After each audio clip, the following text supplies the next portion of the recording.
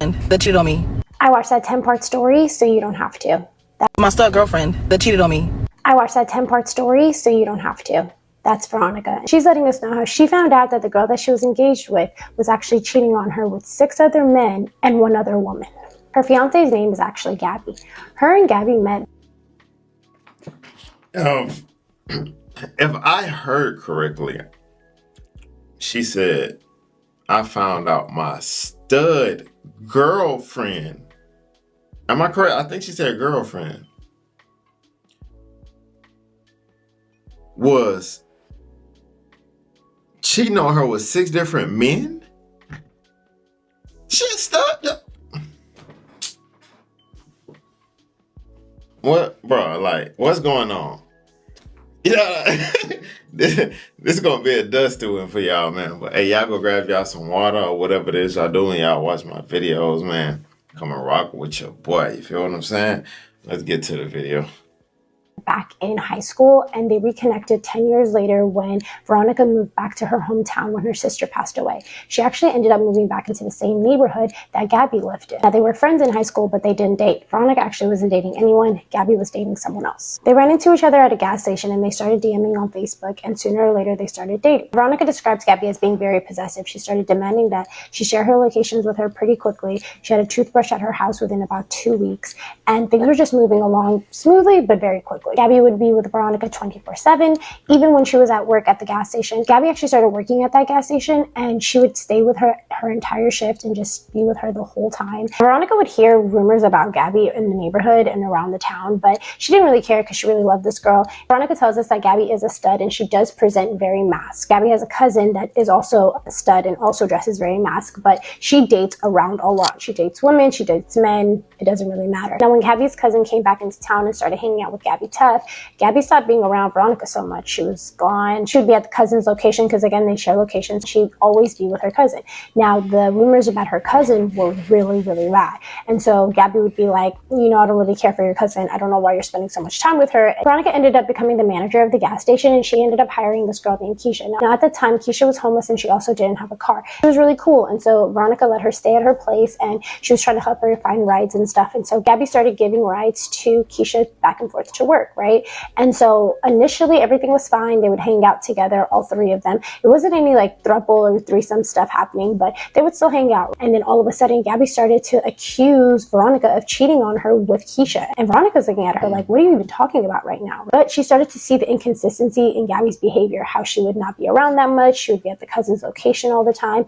And she just started to peep stuff. Halloween rolls around. They had plans to, like, you know, get a little lit, go trick-or-treating, do some inner kid stuff. And so Veronica's waiting. She's waiting. Gabby never shows up. She does not show up until like 5-6 o'clock in the morning when Veronica's about to head out to work. When Gabby finally comes home, she's like, oh, you know, I left my car at my cousin's house and I went somewhere with my cousin and I couldn't just leave, so I ended up just being out with her. And so Veronica's like, yeah, okay. So at this point, Veronica's suspicions are through the roof, right? So it ends up being Thanksgiving. She was supposed to take a dish over to Gabby's house, but she was like, you know what? I don't even feel like doing that. Now, mind you, Veronica already knows Gabby's dad, not through Gabby, because he was just a regular patron of her gas station. And then later on, she found out that he was actually Gabby's dad. So she's pretty cool with his family. They come into the gas station all the time. She chops it up with them, whatever, right? So she's working her regular old shift, and then a bunch of family members of Gabby's come in, right? And they're talking to her, they're kikiing, and they're like, girl, you look good for somebody that just went through a breakup.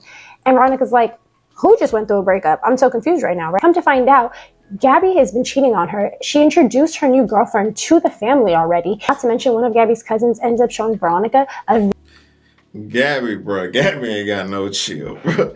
This stud right, this one right here, bro, this is, hey, Gabby don't care. You hear me? Man, let's just see what Gabby continues to do. I'm pretty sure it's gonna get pretty bad. video of Gabby sucking the new girlfriend's toes on Snapchat. The family's like, yeah, she was at the house. She brought, gifts. She all met her. Veronica didn't even care that she was on the clock. She ends up calling Gabby. Gabby does not pick up. She keeps calling. She finally picks up and she's on speakerphone. She's in the car with her cousin and her cousin's kids. Veronica doesn't care. Immediately, she's like, bro, you cheated on me? You are on Snapchat with a video sucking toes, you're disgusting, you're nasty. And she just hangs up on her. She's like, we're done with. So Veronica just goes back to work. She puts her phone face down, and Gabby's blowing her up. Now, mind you, Veronica has one of the PS5s that Gabby owns, right? They like to play GT5 together. So Gabby's blowing her up like, give me the PS5 back, give me the PS5 back. And Veronica told her, like, you made me wait for the truth. You can wait until I get off work to get this PS5 back. So right when Veronica's assistant manager finally showed up to let her off shift, she packs up, she clocks out, and her sister meets her at the gas station. She doesn't know anything, right? She kind of fills in her assistant manager by what's happening. She leaves, she starts walking home. Her job is about a 3-minute walk away from her house, but she does have to pass Gabby's house in order to get to her house, because I guess of the way that the cul-de-sac is set up. So she's walking past Gabby's house, and she notices that there's like 7 cars outside, one of which is her new girlfriend's are. And so Veronica is annoyed. She just starts talking out loud, talking trash. And mind you, Gabby and her dad are neighbors, like they're next door neighbors. So she's just talking trash, walking by. Her sister's like, girl, calm down. It's fine. It's fine. Gabby's like, no, they're disrespecting me. They're playing my face. She ends up walking all the way back to her house. All of a sudden, Gabby and her father end up pulling up to Veronica's house. Her dad is trying to mediate and trying to like resolve things between the two of them. Veronica's like, I'm not giving back this PS5 unless she explains what the hell is going on. But Gabby's not really trying to talk. And so Veronica ends up putting the PS5 inside of a duffel bag, and she threw it down her steps. Gabby had also given her a Christmas tree that she was going to put up in her gas station. Veronica picked up that Christmas tree, and as the dad and Gabby were driving off, Veronica threw the Christmas tree at the car. After the dad and Veronica leave, Veronica is still getting text messages from Gabby. Veronica ends up finding out who the other girl is on Facebook. It ends up being a girl that she knows from her high school as well. They never spoke, but she does know of her. So Veronica messages the girl. Let's call the girl Sally. So Veronica and Sally start texting back and forth on Facebook, right? Sally is at Gabby's house right now. So she tells her, like, come over, like, I'm at the dad's house, like, let's just talk.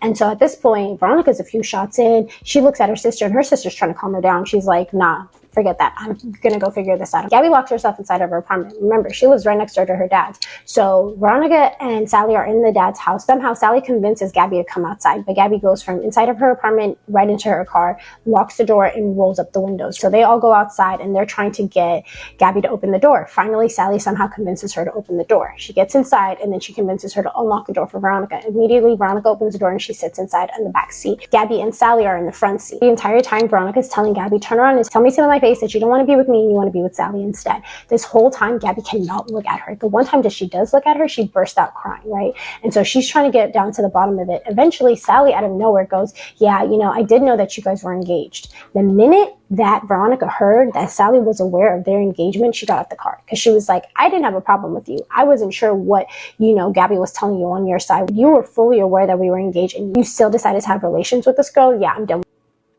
Now, I guarantee you, if you talk to Veronica and you ask her, what made you start messing with, you know, women and studs?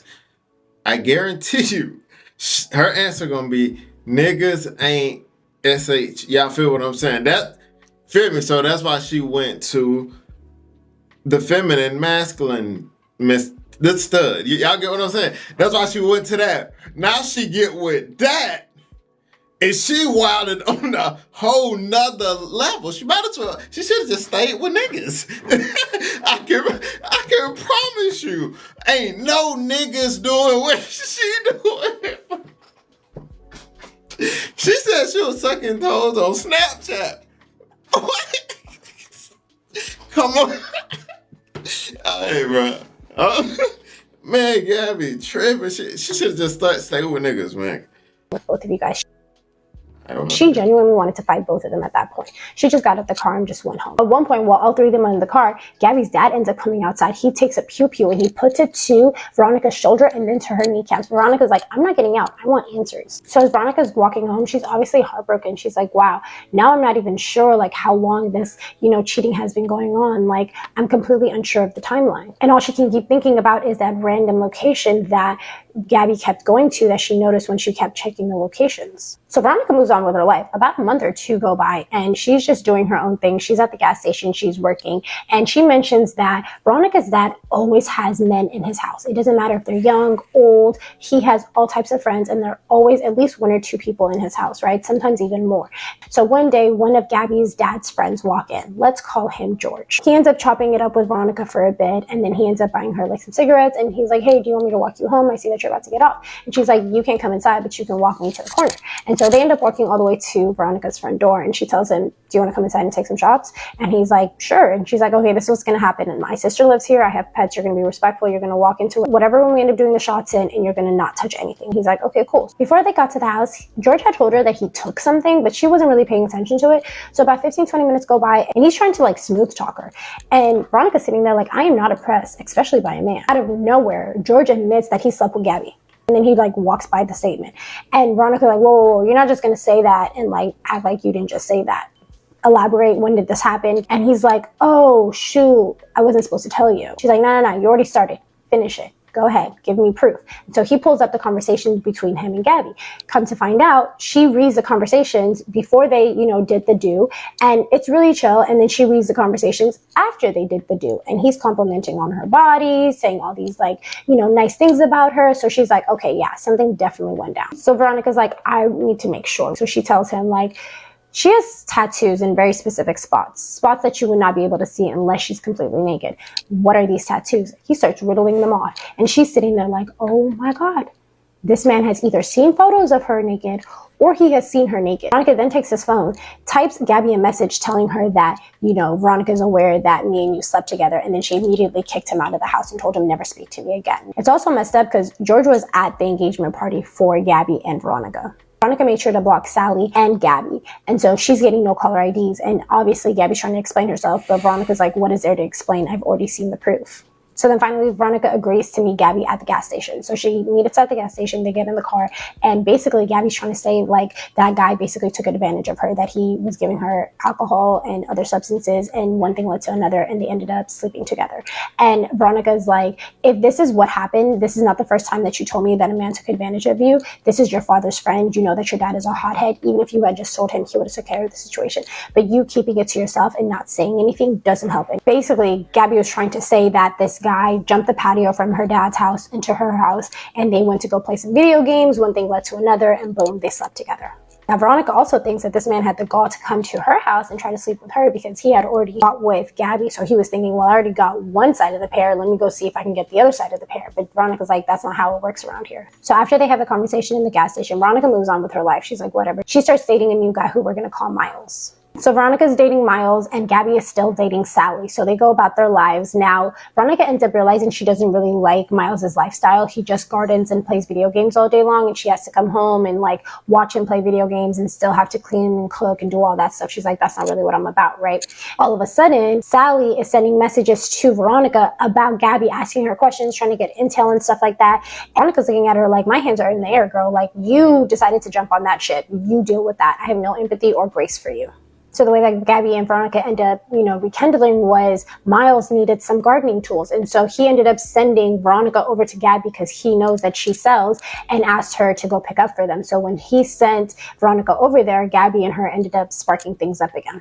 They're communicating again. They're not like locked in. They're not in a relationship. But soon after like rekindling, again, Veronica started feeling smothered. She started feeling like this is too much. She's not in a good headspace. She just needs like a break, right?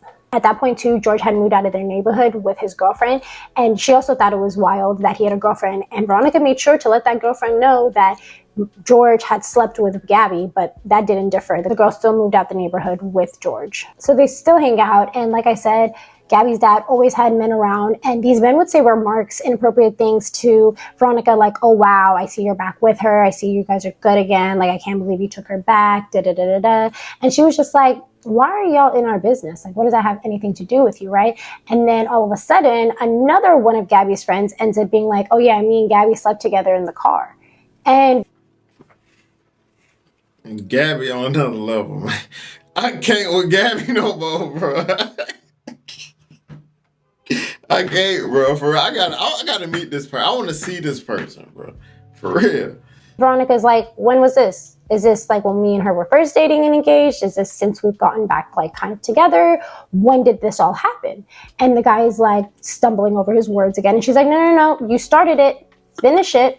So he ends up telling her details. Again, it's like matching up. So she confronts Gabby about it. Gabby's like, no, man, you know he be drinking, da-da-da, don't listen to him. Apparently, while Veronica was at work, Gabby took it upon herself to go confront that homeboy and be like, hey, did you tell Veronica that me and you slept together, blah, blah, blah, blah. So now at this point, Veronica knows about Sally.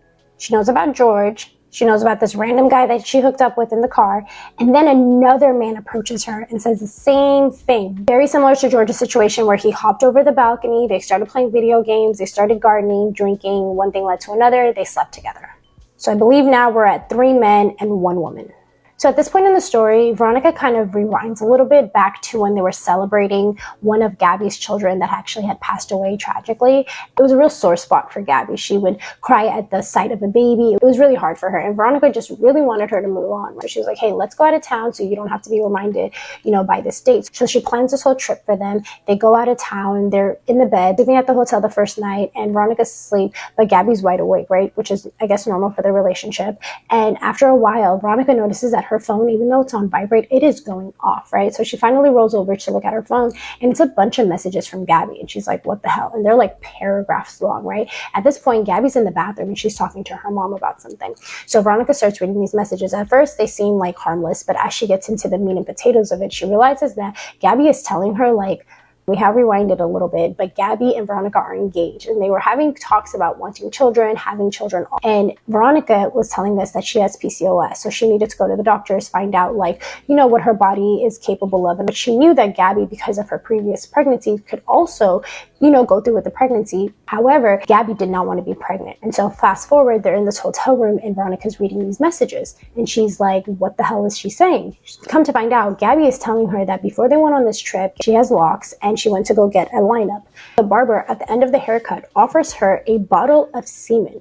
And she goes home, and apparently the barber and where Gabby lives are not close by. And she somehow made it all the way home and she put the semen inside of her. So Veronica's sitting there and like, are you pregnant? She's so confused. She's like, why didn't you involve me in this? Who is this man?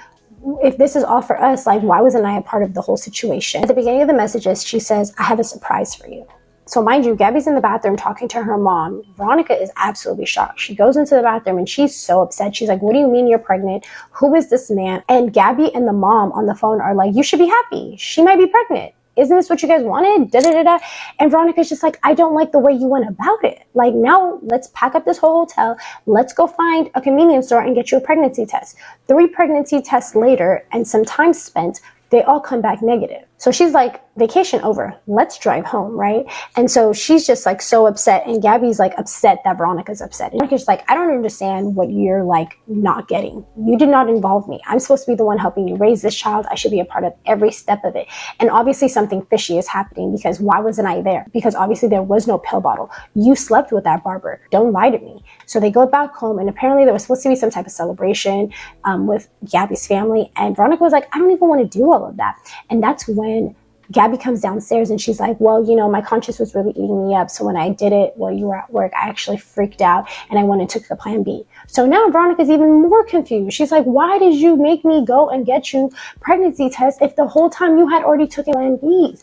You're not making any sense. So now when you add the barber, we're at 5, 4 men, 1 woman. And during this time, this is when Veronica tells us that this is when she also found out that Gabby slept with Sally back on Halloween when she didn't show up that day and Veronica was waiting for her, ended up getting drunk and falling asleep. Yeah, she was sleeping with Sally. So now she goes back to where she was in the story. At her job, she had a few different employees: Anaya, Contrell, this white girl named Sydney, this other guy named Julius. Sydney and Julius were dating. And then she also had Keisha that we all know, right? So if somebody didn't show up to work or they called out, it was Veronica's responsibility to make sure she showed up at work. So one day Veronica's at work and Keisha pulls out and she's just like cleaning out her car, right?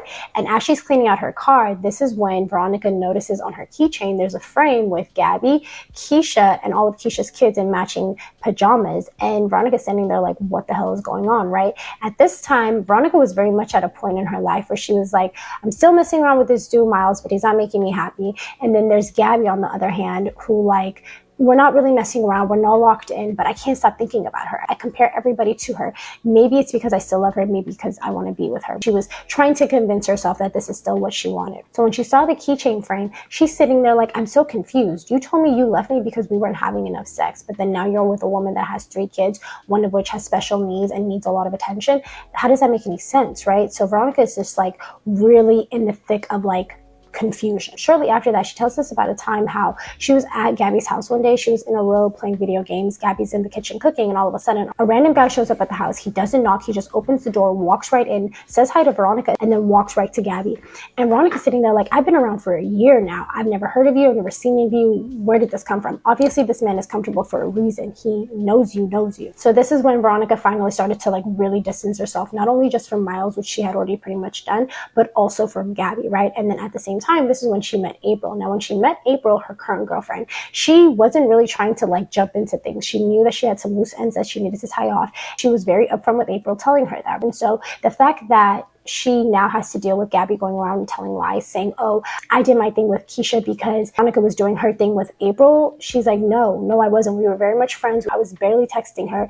Like, it's none of that. Veronica's like, that's why I'm doing the story time now, because Gabby won't stop spreading lies. And at the same time, when they were actually together, Gabby was the type of person where if you were talking to Veronica, you needed to be talking to Gabby as well. So when her and Keisha were being cool and Keisha was staying at Veronica's house, Gabby was like, yeah, we need to all be in a group chat together. So Veronica created one, but then at this time, she's noticing those two girls are not talking in the group chat anymore. Now, again, because Keisha is carless, Veronica had organized for Gabby to be able to pick up, Keisha from the house and take her to work. And so it went from Veronica being the middleman to communicate like, hey, she's outside, to Gabby and Keisha just communicating with each other. So between that and other things, Veronica is really starting to put pieces together that she needs to get the hell off. So then Veronica decides to sit Gabby down and tell her like, hey, I need space. I need to focus on my own mental wellness. Like, I can't do this anymore. Like, we're breaking up. I'm done, right? So she knew in her mind, I have cut things off with Gabby. I've cut things off with Miles. I'm moving on with my life.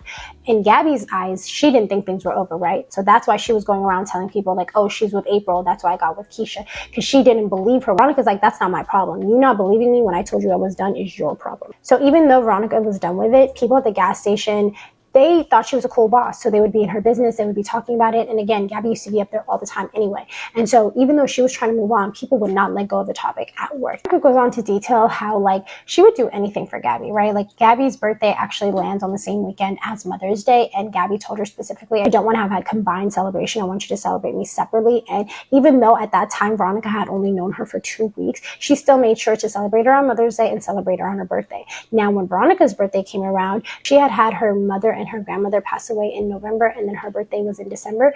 Gabby didn't do anything. Instead, during that time, she was busy cheating on Veronica. So when this year came around, she told her, like, because of the way you did me on my birthday last year, I'm not getting you anything, right? But she had already agreed to go on a trip with Gabby and her family to Chicago. And the entire time, Gabby's showing off Veronica. She has her smiling and laughing in her family's face, And this is when it hit Veronica, like, her family is always going to enable her. Her family is always going to be on her side. If I left right now and she brought another girl, you would be laughing and smiling in front of that girl and not say anything either. At the family function in Chicago, Gabby ends up getting so lit, they had to leave early, go back to the hotel, and she ended up nursing her through the night and making sure she was okay. During that trip to Chicago, they weren't really... Hey, a lit Gabby is something that don't need to be let out in the wild. Because we already saw what Gabby did sober. So it should definitely be a crime if she's in public and she get lit. Because anything is bound to happen, bro. Straight up. That intimate, but the whole time Veronica was already thinking like, I'm pretty sure you're with somebody else, and so she wasn't really trying to be intimate anyway. So when they got back home, she told her, yeah, like I said, my delusional state is over. I'm done with it. I'm packing up my stuff and I'm going back home to where I pay rent. Like, I don't need anything from you. So then when Veronica left, Gabby went ahead and called Keisha and was like, filled her in. Keisha went right over there after work, right? A few days later, Gabby is still blowing down Veronica's phone. Why? We don't know. They decide to meet at the gas station and talk. So they get in the car, and April at the time was sitting eating her lunch, and Gabby goes, oh, she is stud. And Veronica's like, no, she's not. And that's when Gabby's like, how do you know? And she's like, well, I gave her my number. We spoke. She's not a stud. Right then and there, Gabby starts crying.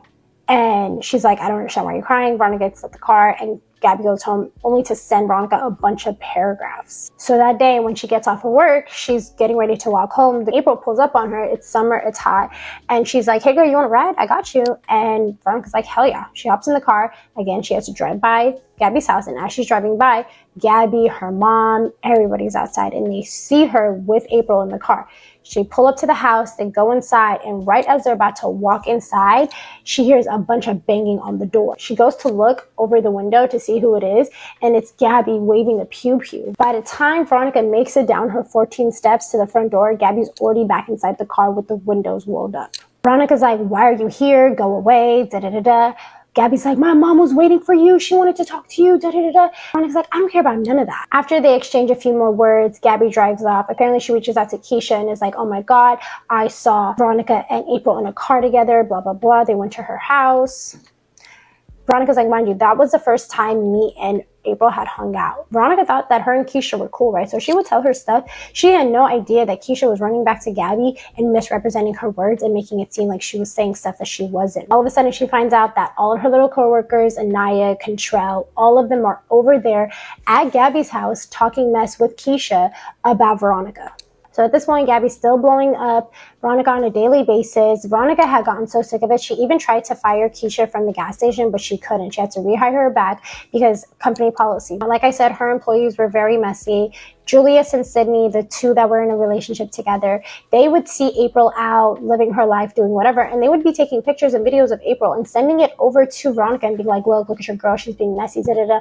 Mind you, at this point, Veronica and April still haven't been physical. They're still just homies. And so Veronica's like, first off, if you're going to do it correctly. Second of all, that's inappropriate. So at this point, Keisha's back at work. She's still getting dropped off by Gabby at the job. She's trying to smooth things over with Veronica, but she's like, I don't want to hear anything that you have to say, girl. So I guess Gabby gets into Keisha's ear and basically tells her, you know how you can cause more chaos there? You should quit. If you quit, you're going to leave her hanging, right? And so sure enough, Keisha goes in there and she quits. Gabby did not stop driving by Veronica's house, watching her and her new boo, gardening outside. They would just sit there and laugh at her. They'd be like, what is she even doing right now, right? Even though she had blocked her number, she was using text now numbers and no caller ID to be able to still contact Veronica.